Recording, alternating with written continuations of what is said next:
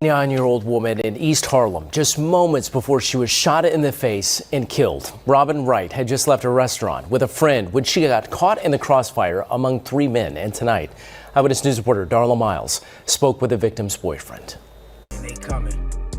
Check this out. 19 minutes before the top of the hour, Illinois lawmakers continue to push back against President Trump sending the National Guard to Chicago. Chicago's Mayor Brandon Johnson, very unpopular, saying this, quote, "I urge our federal government to listen to the advocates, experts, and Chicagoans who are calling for resources that stop the endless flow of guns, and as well as transformational investing in housing, education, mental health, and community safety. These are the same investments that are leading to historic reductions in crime and violence throughout the recent years." But take a look at this timeline over the weekend where the city saw 36 shootings that left 6 people dead. That's progress. We're joined now by Kata Truss. She's a longtime Chicago resident and community roundtable director.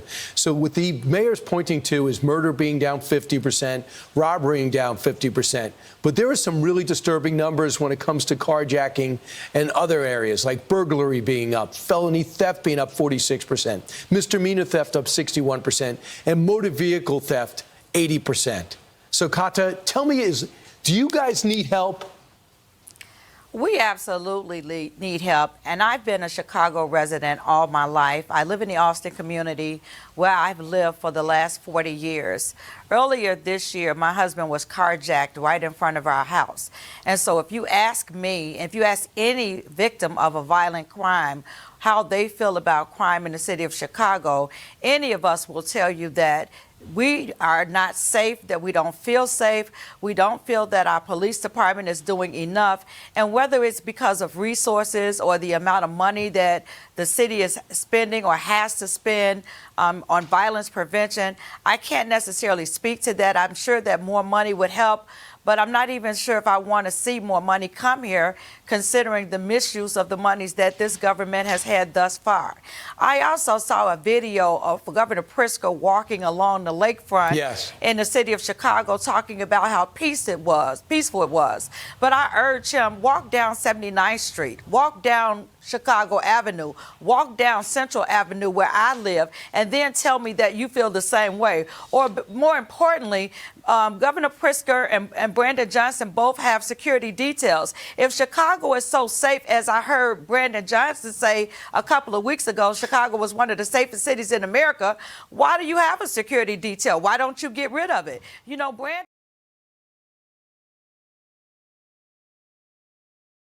To a tad, tonight police continue to investigate the violent shooting. The suspects are still on the loose tonight. Let's go live to Fox 11's Ed Lascos in downtown LA with the latest. Ed?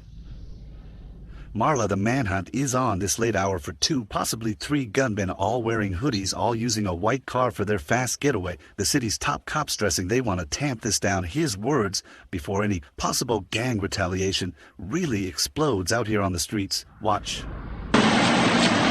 Picking up after the latest shooting to rip through South LA, again believed to be the dirty work of the gangs. First responders rushing in after what's first called a mass shooting. At that time, our officers responded to multiple radio calls of victims being down. 5 victims down, 5 hit by gunfire here in front of this market, 85th and Figueroa. 2 or 3 shooters drive up, open fire, blasting out windows, bullet casings scattered all over the parking lot. Our victims are the ages between 19 and 35. I believe there's 4 males and 1 female victim. The gunfire seen as a threat of escalating gang violence, serious enough to bring out the mayor and the city's top cop, both looking at exactly where it happened, right in the middle of the afternoon. There's a school right across the street. That's the time generally that the school is letting out the senselessness and there's the callousness of where they did it and when they did it.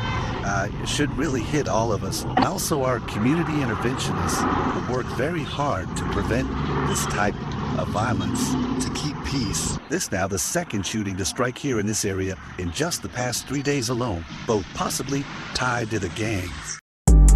As you see, we gotta stop giving a fuck and start giving a fuck. Too many innocent bystanders are getting killed. Grandma can't go to the store, and the National Guard is about to be on our streets. This is your boy, Young OG Basil, and this is the Melting Pot Podcast. Let's stop the violence.